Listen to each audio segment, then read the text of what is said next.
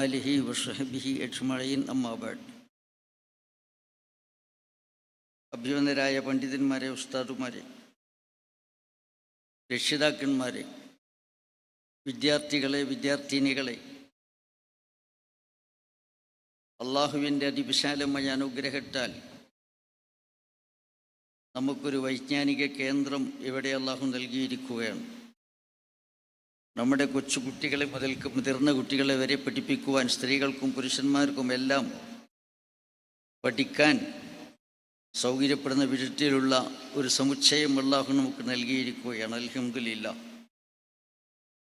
സമുദായത്തിൻ്റെ അർദ്ധഭാഗമാണ് സ്ത്രീകൾ എന്ന് പറയുന്നത്. ഭംഗി വാക്കിൽ പറഞ്ഞാൽ മധുരപ്പകുതി എന്ന് പറയാം. ഒരു സൈക്കിൾ അതിൻ്റെ മുമ്പിലെ വീല് മാത്രം ചലിച്ചാൽ പോരാ, പിമ്പിലെ ഇതും ചലിക്കണം. രണ്ട് വീലും കൂടി ഒന്നിച്ചൊരിടത്ത് വെക്കാൻ പറ്റില്ല. ഒന്ന് മുമ്പിലും ഒന്ന് പിമ്പിലും വെക്കണം. രണ്ടും ചലിക്കണം, രണ്ടും ചലിപ്പിക്കണം. അപ്പോൾ മാത്രമേ സുഗമമായിട്ട് സ്കൂട്ടറായിരുന്നാലും സൈക്കിളായിരുന്നാലും സുഗമമായി യാത്ര ചെയ്യാൻ പറ്റുകയുള്ളൂ. അതുകൊണ്ട് തന്നെ പുരുഷന്മാർ മാത്രം ചഞ്ചലമായാൽ പോരാ, സ്ത്രീ സമൂഹവും ചഞ്ചലമാകണം. അതുകൊണ്ട് പുരുഷന്മാർക്ക് വിദ്യാഭ്യാസം നൽകുന്നത് പോലെ സ്ത്രീകൾക്കും വിദ്യാഭ്യാസം നൽകണം. രണ്ടുപേരുടെയും പ്രവർത്തനവേദി വ്യത്യസ്തങ്ങളായതുകൊണ്ട് തന്നെ വിദ്യാഭ്യാസത്തിൽ അല്പസ്വല്പം വ്യത്യാസങ്ങളുണ്ടാകും. അതുകൊണ്ടാണ് ആദരവായ റസൂലുള്ളാഹി സ്വല്ലല്ലാഹു അലൈഹി വസല്ലം പൊതുവായ ക്ലാസ്സുകളും പ്രസംഗങ്ങളും നടത്തുന്നതിന് പുറമെ സ്ത്രീകൾക്ക് പ്രത്യേകമായ ക്ലാസ്സുകൾ നടത്താറുണ്ടായിരുന്നു. പ്രവർത്തന വേദികൾ വ്യത്യസ്തങ്ങളാണ്. അത് സ്ത്രീകളെ സംബന്ധിച്ചിടത്തോളം പ്രകൃതിയാ തന്നെ എല്ലാവരും അംഗീകരിക്കേണ്ട കാര്യമാണ്. സ്ത്രീയുടെ പ്രവർത്തന വേദിയും പുരുഷൻ്റെ പ്രവർത്തന വേദിയും രണ്ടാണ് എന്നത് പ്രകൃതിയാ തന്നെ അത് നിശ്ചയിക്കപ്പെട്ടിരിക്കുകയാണ്. അതുകൊണ്ട് തന്നെ പുരുഷന്മാർക്ക് നൽകപ്പെട്ട അവയവങ്ങളെല്ലാം സ്ത്രീകൾക്ക് നൽകപ്പെട്ടിട്ടുള്ളത്, അഥവാ സ്ത്രീകൾക്ക് നൽകപ്പെടാത്ത ചില അവയവങ്ങൾ പുരുഷന്മാർക്കും, പുരുഷന്മാർക്ക് നൽകപ്പെടാത്ത ചില അവയവങ്ങൾ സ്ത്രീകൾക്കും നൽകപ്പെട്ടിട്ടുണ്ട്. സ്ത്രീകൾക്ക് ബാഹ്യമായും ആന്തരികമായും ചില പ്രത്യേക അവയവങ്ങൾ അവരുടെ സ്ത്രൈണ സ്വഭാവം നിലനിർത്താൻ അല്ലാഹു നൽകിയിരിക്കുകയാണ്. ആ അവയവങ്ങൾ പ്രത്യക്ഷമായും പരോക്ഷമായും പറഞ്ഞുകൊണ്ടിരിക്കുന്നു, ഞങ്ങളുടെ പ്രവർത്തന വേദി അത് പുരുഷന്മാരെ പോലെ പൊതുവേദിയല്ല, ഗൃഹാന്തരീക്ഷത്തിലാണ് ഞങ്ങളുടെ പ്രവർത്തന വേദി എന്ന് ഉദ്ഘോഷിച്ചു കൊണ്ടിരിക്കുകയാണ്.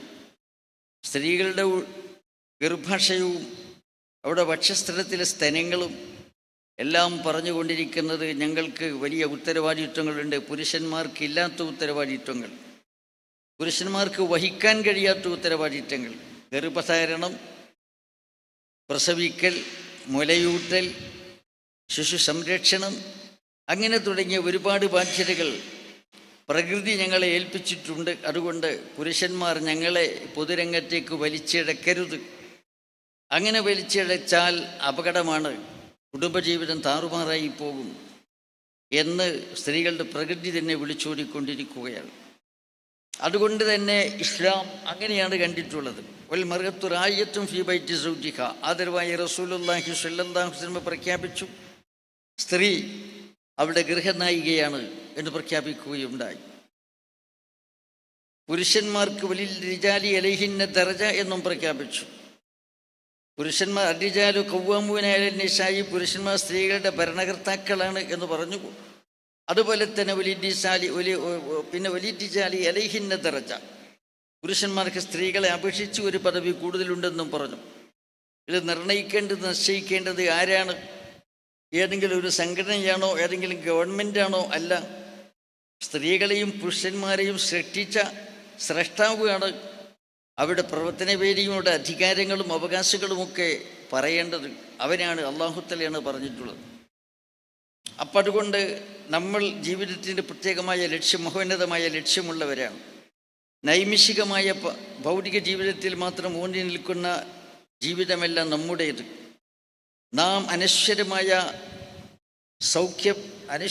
സൗഭാഗ്യം ലക്ഷ്യം വെച്ചുകൊണ്ട് ജീവിക്കുന്നവരാണ്.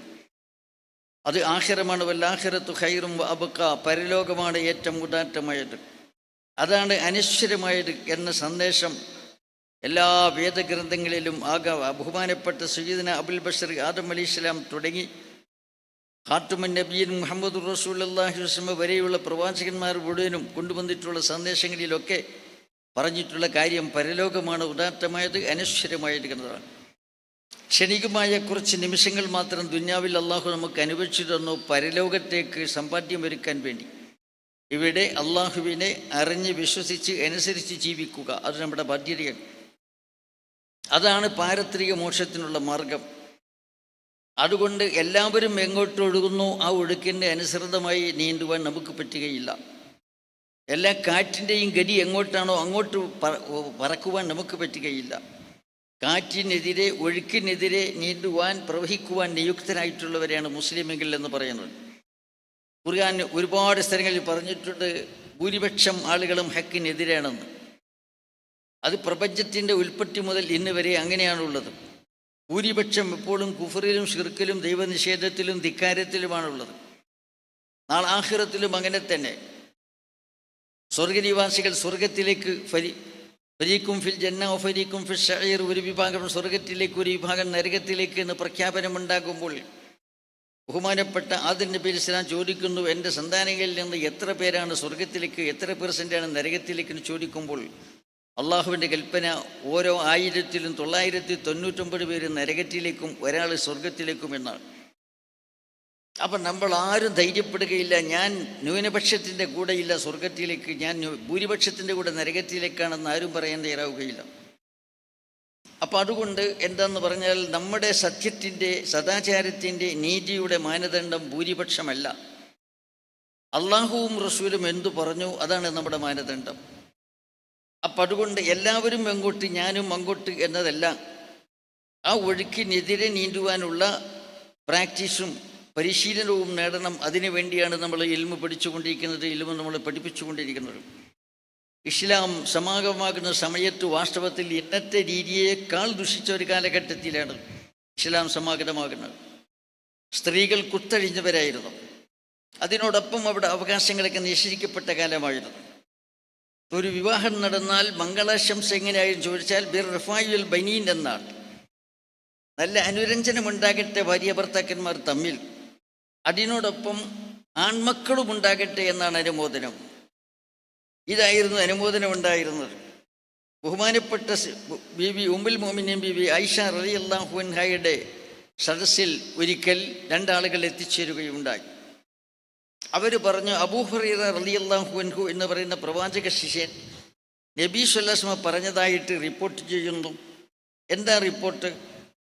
നബി തങ്ങൾ പറഞ്ഞു, ഇന്നമത്തിയറത്തു ഫിൽ മർഅ വദ്ദാബ വദ്ദാർ. അവലക്ഷണം, ദുശകുനം എന്ന് പറഞ്ഞാൽ പെണ്ണിലും മൃഗത്തിലും വീട്ടിലുമാണുള്ളത്.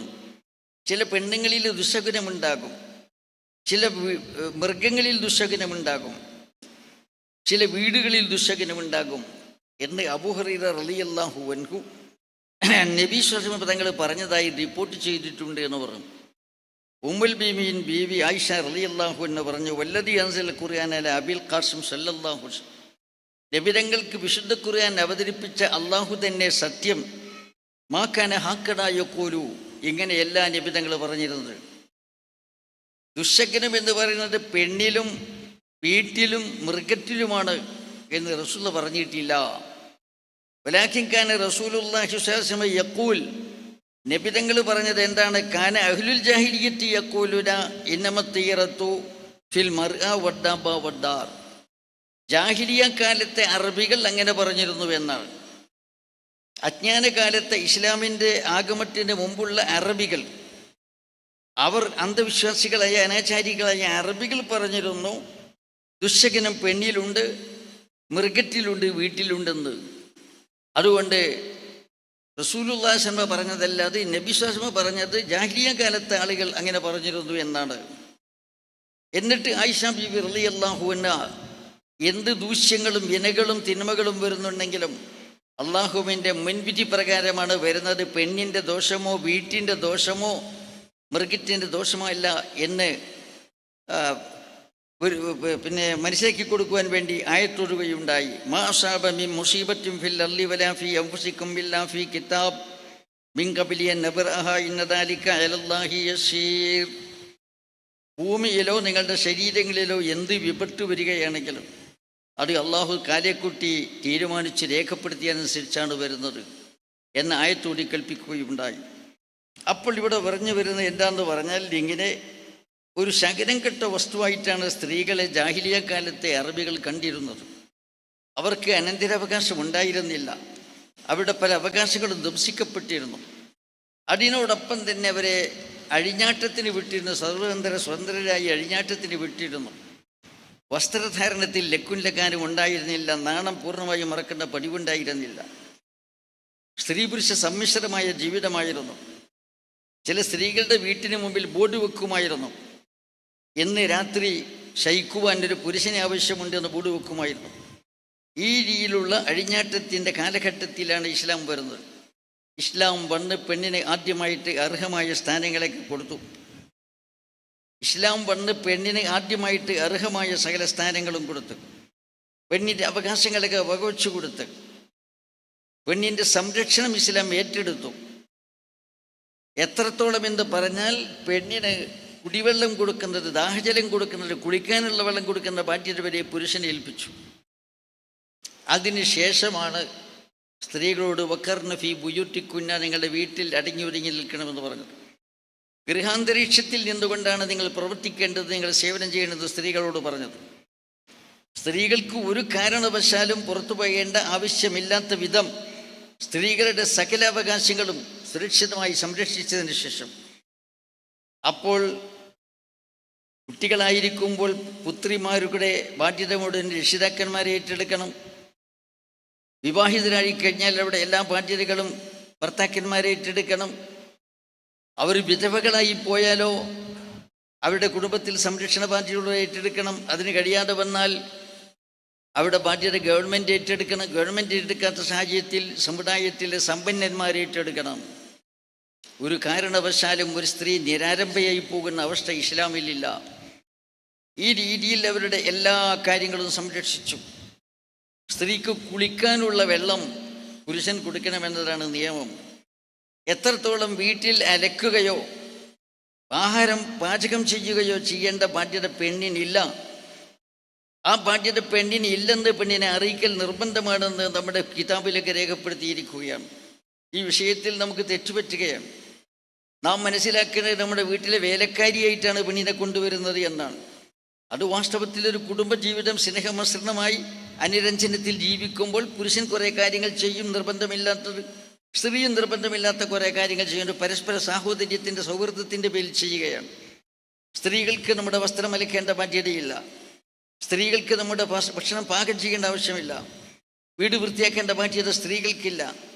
അതിൻ്റെ എല്ലാം ബാധ്യത പുരുഷന്മാർക്കാണുള്ളത്, സ്ത്രീകൾക്കില്ലെന്നാണ്.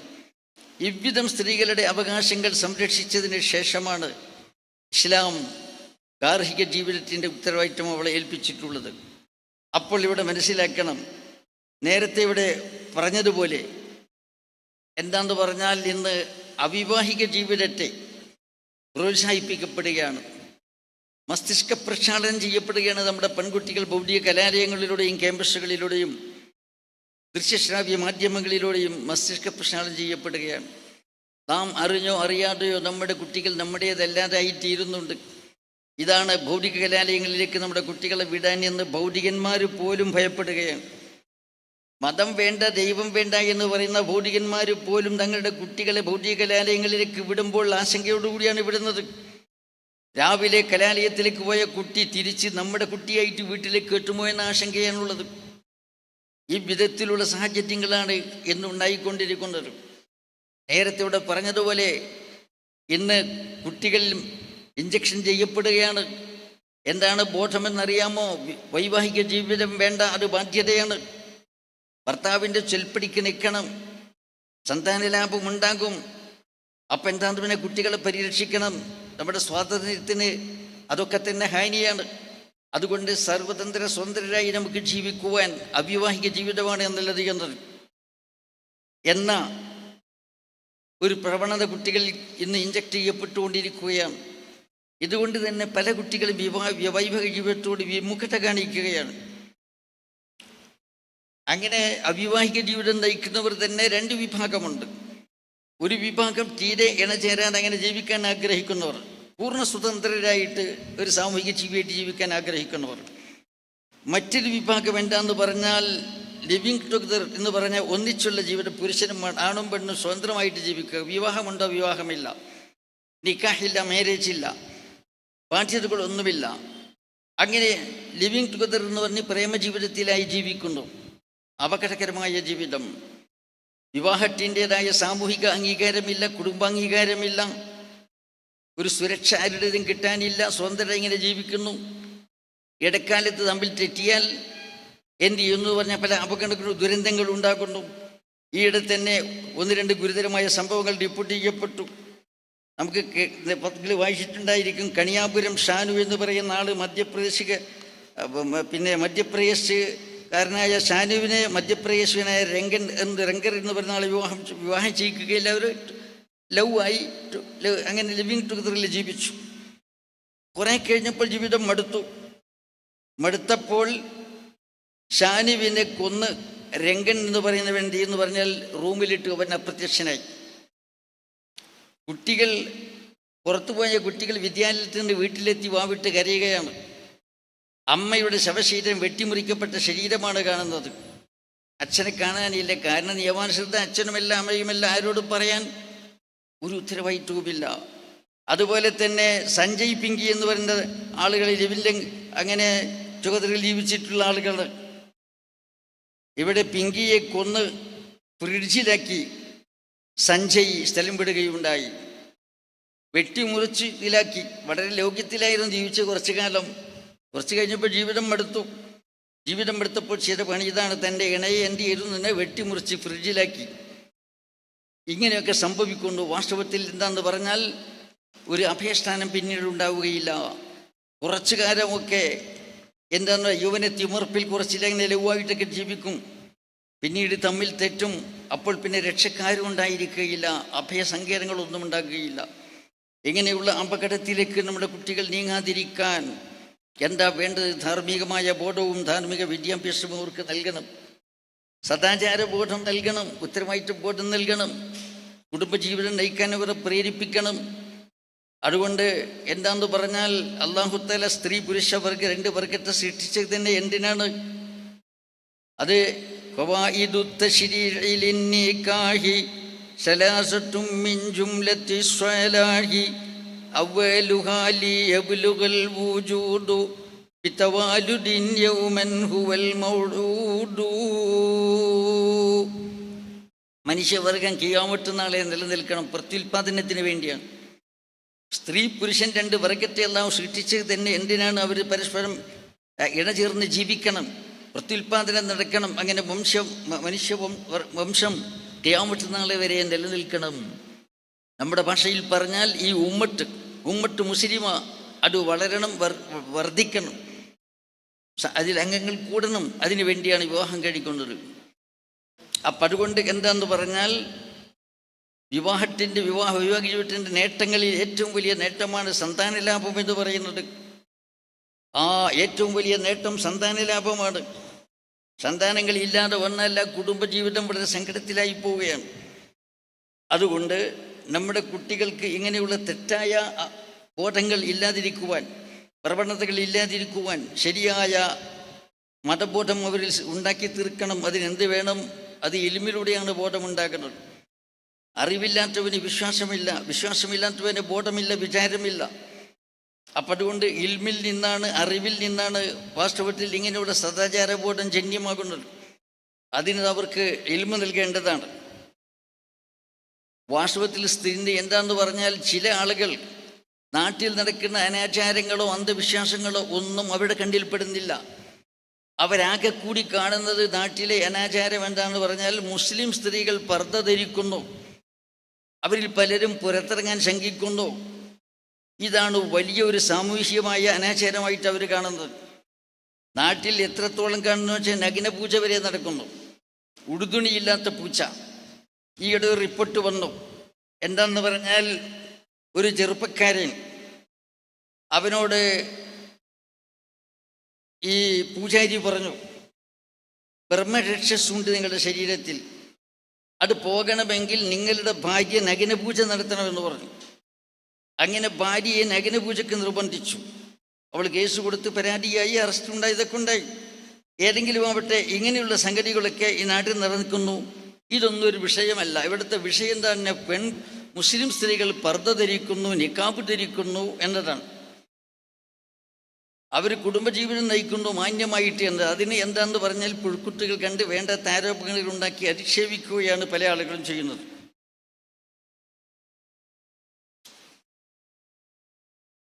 വസ്ത്രധാരണം എന്ന് പറഞ്ഞപ്പോൾ ഇപ്പോൾ മാന്യമായ വസ്ത്രം ധരിച്ചുകൊണ്ടേ പെണ്ണുങ്ങൾ പുറത്തിറങ്ങാൻ പാടുള്ളൂ എന്നത് ഇസ്ലാമിൻ്റെ കർക്കശമായ നിയമമാണ്.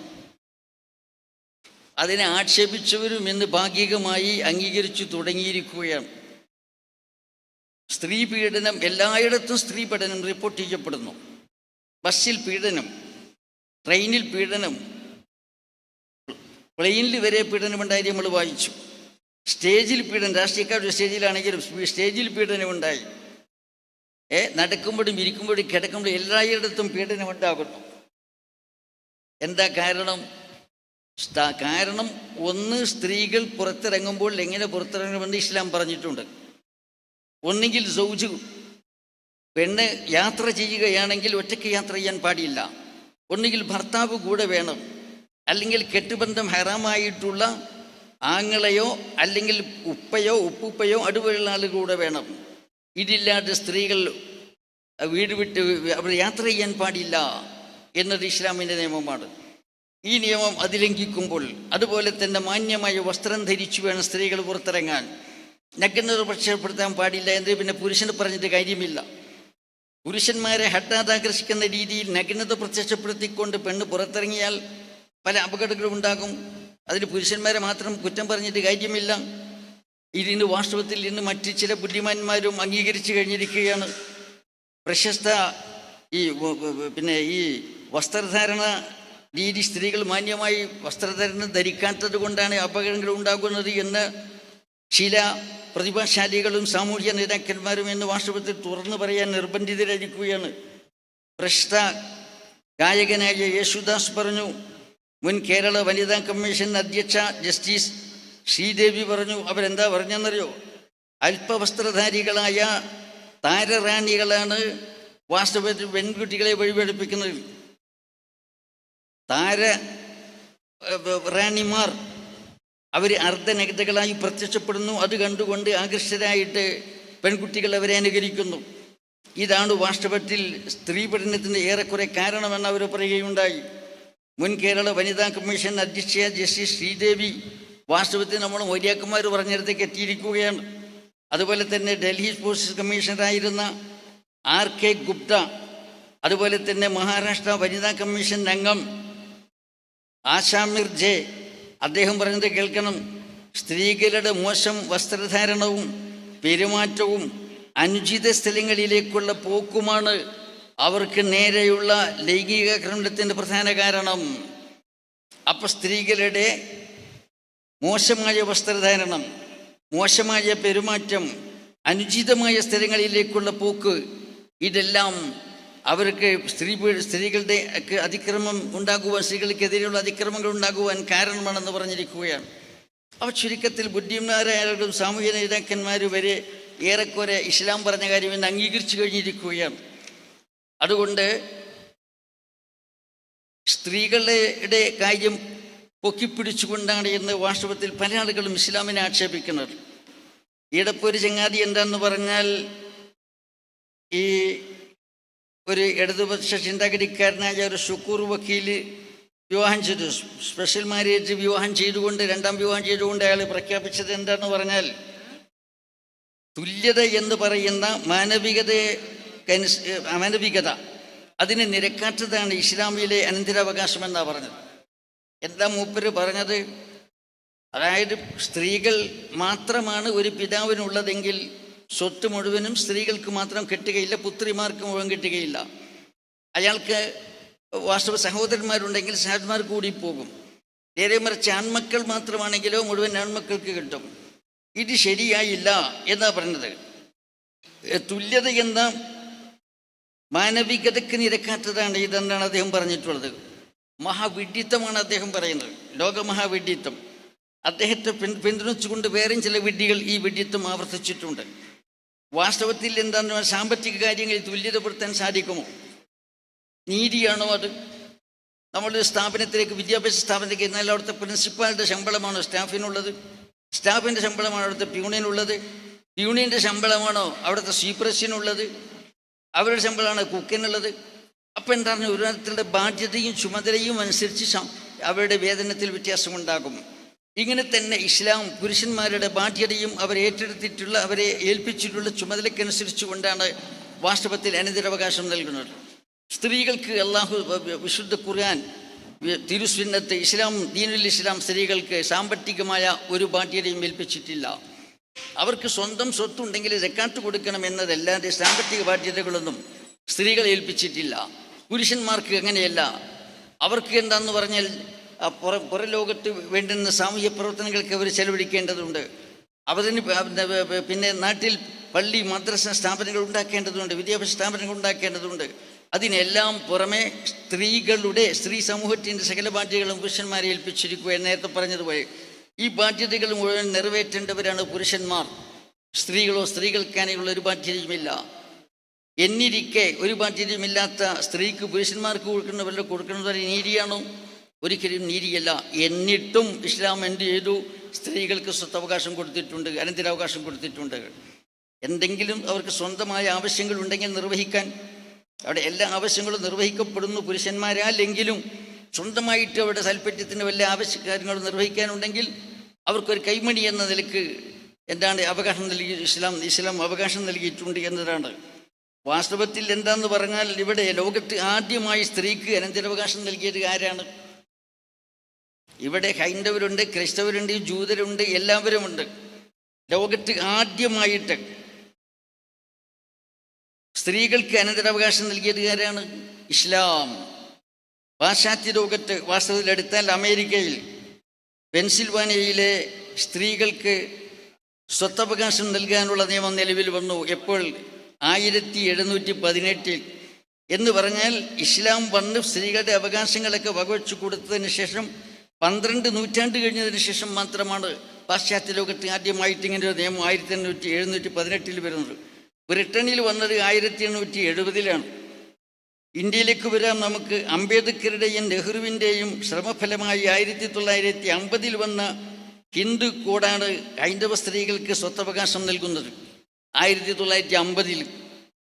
അതുപോലെ തന്നെ എന്താണ് ക്രിസ്ത്യാനിയുടെ കാര്യം പറഞ്ഞാൽ, കേരളത്തിലെ ക്രിസ്ത്യാനികളുടെ കാര്യം പറഞ്ഞാൽ സാമൂഹിക പ്രവർത്തകയായ മേരി റോസ് നടത്തിയ നിയമ പോരാട്ടത്തിൻ്റെ ഫലമായാണ് കേരളത്തിലെ ക്രിസ്ത്യാനികൾക്ക് അനന്തര സ്വത്തിൽ അവകാശം ലഭ്യമായത്. ഇതെല്ലാം ഇപ്പം അടുത്ത കാലത്ത് 14 നൂറ്റാണ്ടിന് മുമ്പ് തന്നെ സ്ത്രീകൾക്ക് സ്വത്ത് കൈകാര്യം ചെയ്യാനും ക്രയവിക്രയം നടത്തുവാനും സമ്പാദിക്കുവാനും എല്ലാ അവകാശവും സ്ത്രീ നൽകി, ഇസ്ലാം നൽകി. അതിന് പുറമെ സ്വത്തവകാശവും നൽകുകയുണ്ടായി, നമുക്ക് അനന്തരാവകാശവും കൂടി നൽകുകയുണ്ടായി. അതുകൊണ്ട് ഈ കോലാഹലങ്ങളിൽ നാം വഞ്ചിതരായി പോകരുത്. ഇസ്ലാമിനെ മാത്രം ഫോക്കസ് ചെയ്തുകൊണ്ട് നടത്തുന്ന ആക്ഷേപങ്ങൾ ഇവിടെ ഉള്ളിൻ്റെ ഉള്ളിൽ വേറെ വെപ്പാണുള്ളത്. മതത്തെ എതിർക്കുക, പൊതുവിൽ പ്രത്യേകിച്ച് വിശ്വാസത്യമതമായ ദീനിനെ എതിർക്കുക, അതിൽ ജനങ്ങളെ അകറ്റുക എന്ന ലക്ഷ്യം മാത്രമേ ഉള്ളൂ. ഒരു യുക്തിയും അതിലില്ല. അപ്പോൾ അതുകൊണ്ട് ഇസ്ലാം എന്താണെന്ന് പറഞ്ഞാൽ സ്ത്രീകൾക്ക് എല്ലാവിധ സ്വാതന്ത്ര്യം കൊടുത്തിട്ടുണ്ട്. ആരാധനാ സ്വാതന്ത്ര്യം, അഭിപ്രായ സ്വാതന്ത്ര്യം. എത്രത്തോളം അഭിപ്രായ സ്വാതന്ത്ര്യം എന്നാൽ ഇസ്ലാമിൻ്റെ ഖലീഫയെ തിരുത്താനുള്ള അവകാശം പോലും നിർത്തും. സയ്യിദ്നാ ഉമർ ഫാറൂഖ് റളിയല്ലാഹു തആല അൻഹു നിങ്ങൾ സ്ത്രീകളുടെ വിവാഹമൂല്യം മഹർ വർദ്ധിപ്പിക്കരുത് എന്ന് മദീനയിലെ പള്ളിയിൽ വെച്ച് പ്രസംഗിച്ചു. പ്രസംഗം കഴിഞ്ഞ് പിരിഞ്ഞു പോകുമ്പോൾ വഴിമധ്യേ ഒരു സ്ത്രീ കാത്തു നിൽക്കുന്നു. നിങ്ങളുടെ ഇന്നത്തെ പ്രസംഗത്തെക്കുറിച്ച് അറിയാൻ വേണ്ടി സാധിച്ചു.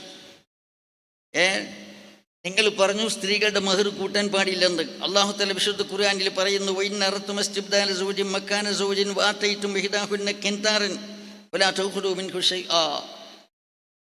നിങ്ങൾ ഒരു സ്ത്രീയെ തലാഖ് ചൊല്ലി പിരിച്ച് വേറൊരു പെണ്ണ് വിവാഹം കഴിക്കാൻ ഉദ്ദേശിക്കുന്നുവെങ്കിൽ ഒന്നാമത്തെ ഭാര്യയ്ക്ക് നിങ്ങളൊരു ഭീമമായ സംഖ്യ കൊടുത്തിട്ടുണ്ടെങ്കിൽ പോലും അതിൽ നിന്ന് ഒന്നും മഹറിൽ നിന്നൊന്നും നിങ്ങൾ തിരിച്ചു വാങ്ങരുത് എന്നാണ് ഖുർആൻ പറഞ്ഞത്. അപ്പോൾ അവിടെ ഭീമമായൊരു സംഖ്യ കൊടുക്കാം എന്ന് വന്നല്ലോ. അതുകൊണ്ട് നിങ്ങളുടെ ഇന്നത്തെ പ്രഖ്യാപനം ശരിയായില്ല. ഉമർ ഫാറൂഖ് റളിയല്ലാഹു അൻഹു ഉടനെ രണ്ടാമത് സദസ്സ് വിളിച്ചു, മിമ്പറിൽ കയറി എന്താ പറഞ്ഞത്? അസാബത്തും ഒരു പെണ്ണിനെ സത്യം മനസ്സിലായി. വഖ്ത ഉമറിനെ തെറ്റുപറ്റി. എന്ന് പറഞ്ഞ അഭിപ്രായം തിരുത്തുകയാണ് ഉണ്ടായിട്ടുള്ളത്.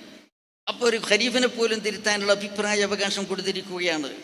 ബഹുമാനപ്പെട്ട നഫീസത്തുൽ മിസ്രിയ ബീബി റളിയല്ലാഹു അൻഹ വീട് വിട്ടിറങ്ങാത്ത വനിതയാണ്, അള്ളാഹുവിൻ്റെ വലിയത്താണ്. ബഹുമാനപ്പെട്ട നഫീസത്തുൽ മിസ്രിയ അവിടുത്തെ ഭരണാധിപൻ്റെ ഗവർണറുടെ ഒരു അനിയെക്കുറിച്ച് കേട്ടു.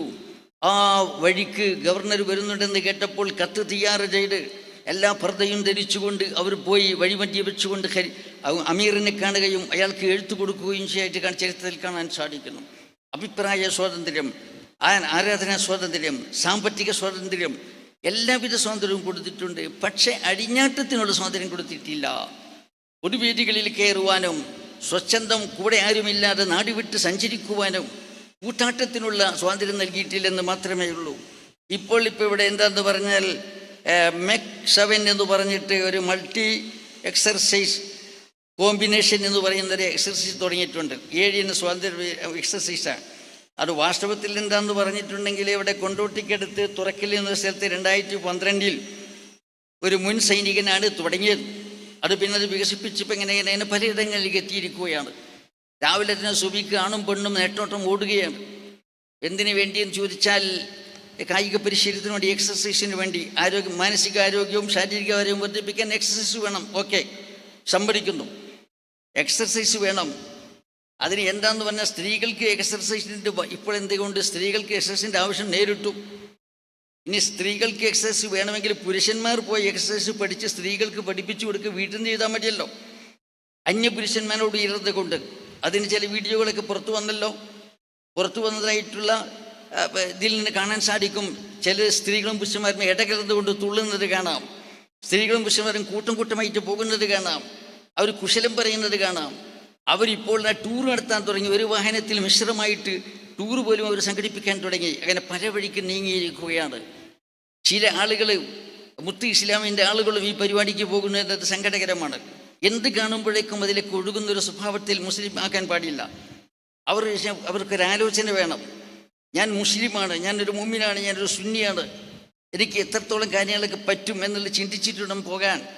വാസ്തവത്തിൽ എന്താണെന്ന് പറഞ്ഞാൽ നമ്മുടെ സ്ത്രീകൾക്ക് എന്തുകൊണ്ട് ഇങ്ങനെ സ്ത്രീകൾ വീഴുവിട്ടിറങ്ങിക്കൊണ്ട് ഒരു എക്സസൈസിൻ്റെ ആവശ്യം വന്നു എന്ന് ചോദിച്ചാൽ നമ്മുടെ ജീവിതശൈലിയിൽ വന്ന മാറ്റമാകുന്നു. നേരത്തെ സ്ത്രീകൾക്ക് ഉരലിൽ ഇടിക്കേണ്ടതുണ്ടായിരുന്നു, അമ്മിയിൽ അരക്കേണ്ടതുണ്ടായിരുന്നു, വെള്ളം കോരേണ്ടതുണ്ടായിരുന്നു, ഇരുന്നടിപ്പിൽ നിന്നും എക്സർസൈസ് ചെയ്യേണ്ടതുണ്ടായിരുന്നു. ഇതെല്ലാം നിന്നു. ഇന്ന് അവിടെ സ്വിച്ചിടുക, ഇവിടെ സ്വിച്ചിടുക, അലക്ക് മെഷീൻ, അലക്കണോ അലക്കണ്ട, ഒരു സ്വിച്ച് ഇട്ടാൽ മതി, എല്ലാം നിന്നുകൊണ്ടുള്ള സ്വിച്ചിലായി. അപ്പോൾ അവർക്ക് എന്തു പറഞ്ഞാൽ തീരെ വ്യായാമമില്ലാതെ വന്ന് തടിച്ചു ഒഴുക്കാൻ തുടങ്ങി. പുരുഷന്മാർക്ക് ജീവിതശൈലി രോഗങ്ങൾ പുരുഷന്മാരുടേതിൻ്റെ ഇരട്ടിയാണെന്ന് സ്ത്രീകളിൽ. അപ്പം എന്തുകൊണ്ട് നമ്മൾ ഇതിൻ്റെ പരിഹാരം, പ്രായോഗിക പരിഹാരം എന്താണ്? പ്രായോഗിക പരിഹാരം നമുക്ക് ഇപ്പോൾ ഇവിടെ ഒരുപാട് നഷ്ടമുണ്ട്. ഈ യന്ത്രങ്ങളൊക്കെ പ്രവർത്തിക്കുന്ന യന്ത്രങ്ങൾ വാങ്ങണം, അതിന് കറണ്ട് ചാർജ് അടയ്ക്കണം, ഇടയ്ക്കിടയ്ക്ക് റിപ്പയർ വരണം, ഇടയ്ക്കിടയ്ക്ക് കേടുവന്ന സാധനം മാറ്റിക്കൊടുക്കണം, സാമ്പത്തിക ബാധ്യത. അതിന് പുറമെ ഇതിൻ്റെ പേരിൽ നമ്മുടെ പെണ്ണുങ്ങളൊക്കെ രോഗിണികളായി മാറുമ്പോൾ അവർക്ക് കൊളസ്ട്രോളും ഷുഗറും അതുപോലെ തന്നെ ഹാർട്ടും അതുപോലെയുള്ള കാര്യങ്ങളൊക്കെ വർദ്ധിച്ചു വന്നപ്പോൾ അതിൻ്റെ ചികിത്സക്കും പണം വേണം. നല്ല മാർഗം എന്താണ്? നല്ല മാർഗം ഒരു പക്ഷേ നിങ്ങൾ അംഗീകരിച്ചാലും അംഗീകരിച്ചില്ലെങ്കിൽ ഞാൻ എൻ്റെ അഭിപ്രായം പറയാം. പ്രായോഗിക മാർഗം നമ്മൾ പഴമയിലേക്ക് തിരിച്ചു പോവുക. പെണ്ണുങ്ങൾ അലക്കട്ടെ, വസ്ത്രം അലക്കട്ടെ, അലക്ക് മെഷീൻ അവിടെ നിൽക്കട്ടെ, സ്ത്രീകൾ അരക്കട്ടെ, അവരുടെ യന്ത്രം അവിടെ ഇരിക്കട്ടെ. അതുപോലെ തന്നെ നേരത്തെ ഉരലും നമുക്ക് എടുക്കാം. അപ്പോൾ എന്താണ് ശരിയായ എക്സസൈസ് അവിടെ നടക്കുന്നു എന്ന് മാത്രമല്ല സാമ്പത്തികമായ ഒരുപാട് ബാധ്യത നമുക്ക് കുറയുന്നു. ഇതിൻ്റെ വാസ്തവത്തിൽ സാമ്പത്തിക ബാധ്യത കൂടി എന്തുകൊണ്ടാണ്? എത്ര കിട്ടിയാലും മതിയാകുന്നില്ല. ഇങ്ങനെയുള്ള ചില ബാധ്യതകൾ നമുക്ക് വന്നു ചേരുന്നത് കൊണ്ടാണ്. അപ്പോൾ അതുകൊണ്ട് സ്ത്രീകളുടെ പഴമയിലേക്ക് നമ്മൾ മടങ്ങിക്കഴിഞ്ഞാൽ എന്ന് പറഞ്ഞാൽ നമുക്ക് സ്ത്രീകളുടെ ആരോഗ്യം സംരക്ഷിക്കാൻ കഴിയും. അവർക്ക് മതിയായ എക്സസൈസും കിട്ടും, സാമ്പത്തികമായിട്ട് ഒരുപാട് ബെനിഫിറ്റുകളും ഉണ്ടാകും. ഇല്ല ഇനി ഇങ്ങനെ നമുക്ക് എക്സസൈസ് വേണം, ഈ പറഞ്ഞിട്ടുള്ള എക്സസൈസ് വേണമെങ്കിൽ പുരുഷന്മാർ അതിൽ പങ്കെടുത്ത് അത് പഠിച്ചു വന്ന് സ്ത്രീകൾക്ക് കാട്ടിക്കൊടുക്കുക. അവർ വീട്ടിൽ ചെയ്തു കൊള്ളട്ടെ. അവർ വീട് വിട്ടിറങ്ങി എന്താണ് രാവിലെ തന്നെ എന്താണ് പോയി എന്നിട്ട് ചില അഭിമാനം പറയുകയാണ്, മുജാഹിദില്ല, ജമാഅത്തില്ല, സുന്നില്ല, അസുന്നില്ല, എല്ലാവരും കൈകോർത്ത് സലാം പറയുന്നു, സൗഹാർദ്ദമുണ്ട് എന്നൊക്കെ പറഞ്ഞുകൊണ്ട് ഇതിനെ പ്രോത്സാഹിപ്പിക്കുകയാണ്. അതിനോടൊപ്പം എന്താണ് സ്ത്രീ പുരുഷ സമ്മിശ്രമായിട്ടും പലയിടത്തും നടന്നുകൊണ്ടിരിക്കണം. അതുകൊണ്ട് പ്രത്യേകിച്ച് ചെറുപ്പക്കാരെ ആകർഷിക്കാൻ സാധിക്കുന്നു. ഇതിലേക്കൊന്നും അങ്ങനെ എന്താണ് നമ്മൾ കൂടുതൽ ആവേശം കാണിച്ച് നമ്മുടെ പെണ്ണുങ്ങളെ കൊണ്ടുപോകരുത് എന്നാണ് ഈ തരുണത്തിൽ പറയാനുള്ളത്. അപ്പോൾ ഏതെങ്കിലും ആവട്ടെ, ഇസ്ലാം സ്ത്രീകൾക്ക് എല്ലാ അവകാശങ്ങളും നൽകിയിട്ടുണ്ട്. പക്ഷേ എന്താണെന്ന് പറഞ്ഞാൽ അവരുടെ സുരക്ഷ ഉറപ്പ് വരുത്തിക്കൊണ്ട് ഇന്ന് എന്താണെന്ന് പറഞ്ഞാൽ പത്രം മറിച്ചാൽ മുഴുവനും പീഡനക്കഥകളെ കേൾക്കാൻ സാധിക്കും. പീഡന കേസുകൾ, ഉന്നത തലങ്ങളിൽ വരെയുള്ളതായ പീഡന കേസുകളാണ് നമുക്ക് കൂടുതലായിട്ടും പത്രത്തിൽ വായിക്കാൻ സാധിക്കുന്നത്.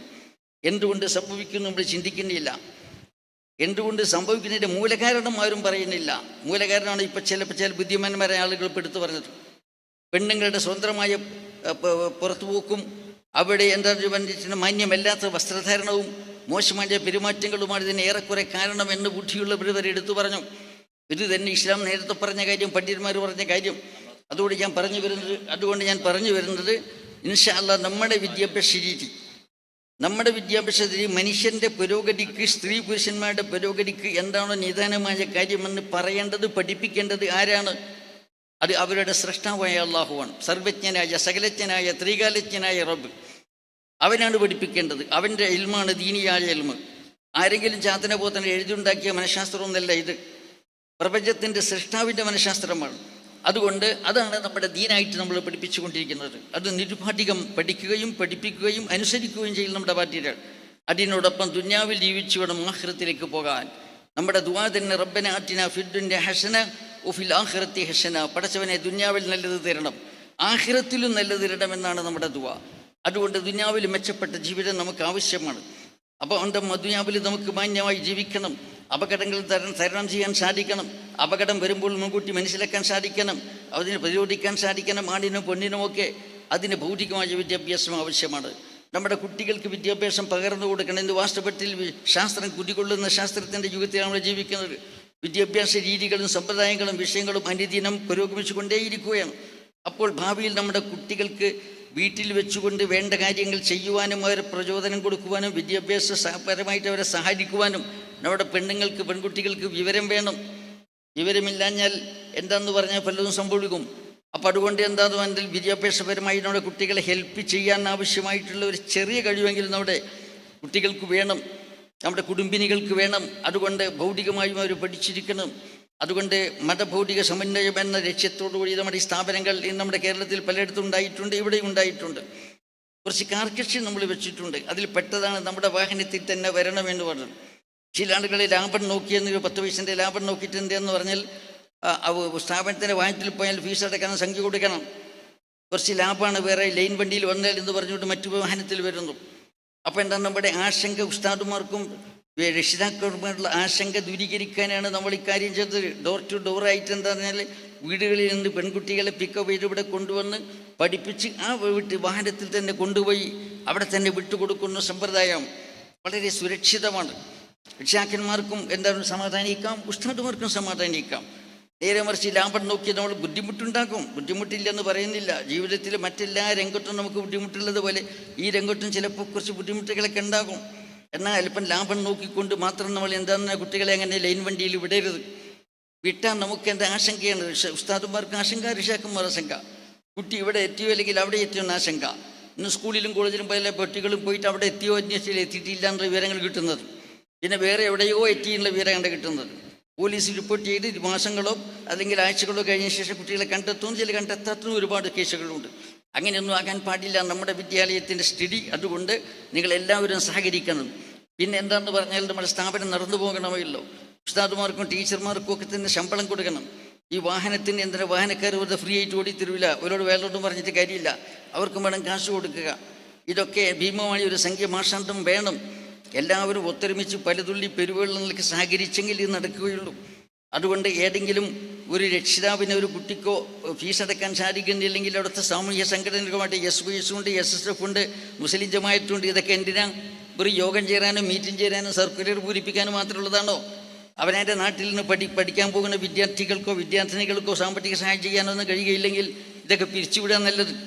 വേറെ യോഗം ചേരുക, മീറ്റിംഗ് ചേരുക, പിന്നെ സർക്കുലർ പൂർത്തീകരിക്കുക. ഇതിനു വേണ്ടി മാത്രമാണ് സംഘടന ഇതിനൊക്കെ ഉള്ളത്. അതുകൊണ്ട് ഒരു കുട്ടി വീട്ടിൽ പഠിക്കാൻ പോകുന്ന ഒരു കുട്ടി അവർക്ക് സ്വന്തമായിട്ട് ഫീസ് അടക്കാൻ കഴിഞ്ഞില്ല, വാഹന ചെലവിന് കഴിഞ്ഞില്ല എന്നാൽ അവിടുത്തെ സാമൂഹ്യ സംഘടനയുമായി ബന്ധപ്പെടണം, സുന്നത്തിയുമായിട്ട് സംഘടനകളുമായി ബന്ധപ്പെടണം. അവരതിന് പരിഹാരം ഉണ്ടാക്കണം. അതല്ലാതെ എല്ലാ കുട്ടികൾക്കും കൂടി പരിഹാരം നമുക്കിവിടെ ഉണ്ടാക്കാൻ കഴിയുമോ? നമ്മുടെ സ്ഥാപനം പൊളിഞ്ഞു മുമ്പോട്ട് പോകില്ല. അതുകൊണ്ട് നിങ്ങളെല്ലാവരും ഇക്കാര്യത്തിൽ സഹകരിക്കണം. വിശാലമായ മനസ്കരോടുകൂടി എല്ലാവരും സഹകരിക്കണമെന്ന് പറയുകയാണ്. അൽഹംദുലില്ലാഹ്, നല്ല റിപ്പോർട്ടുകളാണ് നമ്മുടെ സ്ഥാപനത്തിൽ കിട്ടിക്കൊണ്ടിരിക്കുന്നത്. കുട്ടികളുടെ പഠനത്തിലും മതകാര്യത്തിലും ഭൗതിക കാര്യത്തിലുമുള്ള നല്ല റിപ്പോർട്ടുകൾ അൽഹംദുലില്ലാഹ്. മറ്റ് സ്ഥാപനങ്ങളെ അപേക്ഷിച്ച് പ്രത്യേകിച്ചും നമ്മളുള്ള ഈ പരിമിതമായ സൗകര്യം വെച്ച് നോക്കുമ്പോൾ ഉണ്ടായ നേട്ടങ്ങൾ വളരെ വളരെ വലുതാണ്. അൽഹംദുലില്ലാഹ്, അല്ലാഹു ഞങ്ങളെ സ്തുതിക്കേണ്ടിയിരിക്കുകയാണ്. ഈ സൗകര്യം അല്ലാഹു നമുക്ക് നൽകി. പല നാടുകളിലും ഈ സൗകര്യമില്ല. പല നാടുകളിലും ഇങ്ങനെ രാവിലെ വന്ന് വൈകുന്നേരം വീട്ടിൽ കുട്ടികൾ എത്തുന്ന ഈ സുരക്ഷിതമായ അവസ്ഥ അത്ര ഹൈറായൊരു പരിപാടി വേറെയില്ല. വീട്ടിലെ അന്തരീക്ഷത്തിൽ വളരണം കുട്ടികൾ. വൈകുന്നേരം വീട്ടിലെത്തണം. വീട്ടിലെ കാര്യങ്ങൾ അവരറിയണം. വീട്ടിലെ ഹിദമത്തുകളെ ഒരു പങ്കാളികളാകണം. വീട്ടിലെ പാചകവൃത്തിയിലൊക്കെ അവർ പങ്കാളികളാകണം. കുടുംബക്കാര്യങ്ങൾ അവരറിയണം. അതിനെന്ത് ചെയ്യണം? അവർ വൈകുന്നേരം വീട്ടിലെത്തണം. ഇങ്ങനെയുള്ള സൗകര്യമില്ലാത്ത നാടുകളിൽ കുട്ടികളെ കൊണ്ട് വിദൂരദിക്കിലാക്കുന്നു. ഉള്ളിൽ തീയാണ്, എന്ത് സംഭവിക്കുന്നു അറിയുകയില്ല. അന്യ നാട്ടിലാണ് പെൺകുട്ടിയെ പഠിപ്പിക്കാനാക്കിയിട്ടുള്ളത്. അപ്പോൾ അതുകൊണ്ട് എന്താണെന്ന് പറഞ്ഞാൽ നമ്മൾ ഇവിടെ എങ്ങനെ കുട്ടികൾക്ക് ബോർഡിംഗ് സമ്പ്രദായം ഏർപ്പെടുത്തണോ വേണ്ടേ എന്നറിയാൻ വേണ്ടി നമ്മൾ എന്ത് ചെയ്യുന്നത് പറഞ്ഞാൽ 1-2 പ്രതിനിധികളെ വിവിധ സ്ഥാപനങ്ങളിലേക്ക് വിട്ടു. അവർ പോയിട്ട് എന്ത് ചെയ്യുന്ന വിവിധ സ്ഥാപനങ്ങളിൽ അങ്ങനെ ബോർഡിംഗ് സമ്പ്രദായമുള്ള പെൺകുട്ടികളെ അവിടെ നിർത്തി പഠിപ്പിക്കുന്ന സ്ഥാപനങ്ങളുമായിട്ട് ബന്ധപ്പെട്ട് റിപ്പോർട്ടുകൾ ശേഖരിച്ചു നോക്കുമ്പോൾ അതിൽ ഹൈറില്ല എന്ന ഉത്തമ ബോധ്യം വന്നതിൻ്റെ ശേഷമാണ് നമ്മൾ ഇങ്ങനെ ഇതിൽ പരിമിതപ്പെടുത്തിയത്. അപ്പോൾ അതുകൊണ്ട് ഏറ്റവും ഉത്തമമായ മാർഗം ഇതാണ്. കുട്ടികൾ രാവിലെ വന്ന് വൈകുന്നേരം വരെ പഠിച്ചു വൈകുന്നേരം വീട്ടിലെത്തുക എന്നതാണ്. വീട്ടുകാർക്ക് സമാധാനമായി വീട്ടിലെത്തി എന്ന സമാധാനം, നമുക്ക് സമാധാനമായി രാവിലെ കുട്ടി ഇവിടെ എത്തി എന്ന സമാധാനം. അൽഹംദുലില്ലാഹ്, അങ്ങനെയുള്ള സൗകര്യം അല്ലാഹു നമുക്ക് നൽകി. ഇതിന് ശുക്ർ എന്താണ് നമ്മൾ ഉപയോഗപ്പെടുത്തുക എന്നതാണ്. അള്ളാഹു തൗഫീഖ് ചെയ്യുമാറാകട്ടെ. സഹായിക്കുന്ന എല്ലാ ആളുകൾക്കും അള്ളാഹു തല കണ്ണുകൾക്ക് പ്രതിഫലം നൽകുമാറാകട്ടെ. നമ്മുടെ മക്കളെ അള്ളാഹു, നമ്മുടെ ഭാര്യ സന്താനങ്ങളെ, നമ്മുടെ ഇണകളെ, നമ്മുടെ സഹോദരി സഹോദരന്മാരെ എല്ലാവരെയും സാലിഹ്യങ്ങളാക്കട്ടെ. നമ്മുടെ ഉസ്താദുമാരെ ശിഷ്യന്മാരെ അള്ളാഹു ഖൈറിലും സലാഹിലുമാക്കി തരട്ടെ. എല്ലാവരെയും സ്വർഗ്ഗലോകത്ത് അള്ളാഹു തല ഒരുമിച്ച് കൂട്ടി തരുമാറാകട്ടെ. ഒരുപാട് ആളുകൾ നമ്മുടെ സ്ഥാപനത്തെ സഹായിച്ചുകൊണ്ടിരിക്കുകയാണ്. നമ്മുടെ ഗ്രന്ഥോപഹാരത്തിനും അതുപോലെ തന്നെ നമ്മുടെ ഡൽവ കോളേജിലും സെക്കൻഡറി മദ്രസ തുടങ്ങിയ സ്ഥാപനങ്ങളെല്ലാം നടന്നു പോകുന്നതിന് എല്ലാവിധ നേർച്ചകളും സംഭാവനകളും ചെലവുകൾ നൽകിക്കൊണ്ട് പിന്തുണച്ചുകൊണ്ടിരിക്കുന്ന ധാരാളം സ്ത്രീ പുരുഷന്മാരുണ്ട്. എല്ലാവർക്കും അല്ലാഹു തആല ഖൈറും ബറക്കത്തും ഏറ്റിക്കൊടുക്കുമാറാവട്ടെ. അവരുടെ ആയുഷ്കാലത്തിലും അവരുടെ ജോലിയിലും കുടുംബത്തിലും ആരോഗ്യത്തിലും അല്ലാഹു ബറക്കത്ത് നൽകുമാറാകട്ടെ. വസല്ലല്ലാഹു അലാ ഖൈരി ഖൽഖിഹി സയ്യിദിനാ മുഹമ്മദിൻ വആലിഹി വസഹ്ബിഹി അജ്മഈൻ. സുബ്ഹാന റബ്ബിക റബ്ബിൽ ഇസ്സത്തി അമ്മാ യസിഫൂൻ വസലാമുൻ അലൽ മുർസലീൻ വൽഹംദുലില്ലാഹി റബ്ബിൽ ആലമീൻ. അസ്സലാമു അലൈക്കും വറഹ്മത്തുള്ളാഹി വബറകാതുഹു. ഐരിഫ കോൺവൊക്കേഷൻ 2025 വേദിയിൽ ഉദ്ഘാടന ഭാഷണം നിർവഹിക്കുന്നു ഉസ്താദ് PSK മൊയ്തു ബഖവി മാടവന. സ്നേഹാദരപൂർവ്വം ക്ഷണിക്കുന്നു.